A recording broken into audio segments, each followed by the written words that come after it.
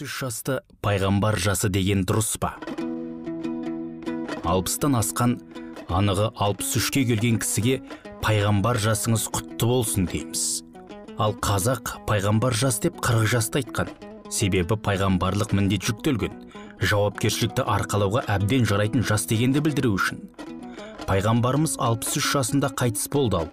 Сонда анау кісіге енді сіз де сол жасқа келіп қалдыңыз деген сөз бе сонда? Ал арғы жаққа кететін уақытыңыз болып қалды деген құттықтау бола ма сонда? Қандай ыңғайсыз? Жоқ, олай емес.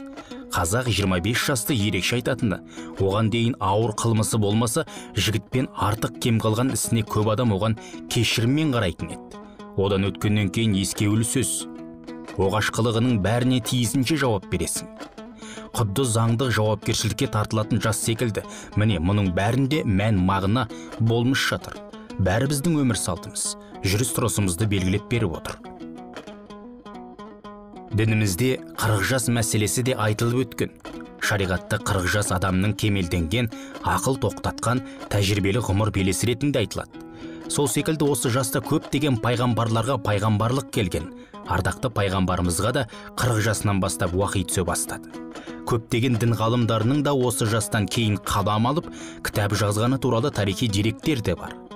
Құран кәрім сол 40 жас жайында былай дейді: біз адам баласына, ата-анасына барынша жақсылық жасауды бұйырдық.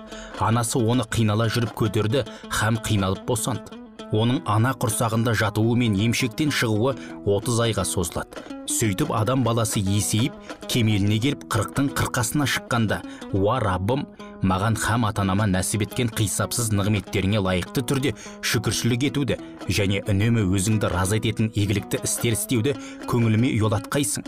Сондай-ақ маған ізгі ұрпақ нәсіп еткейсің.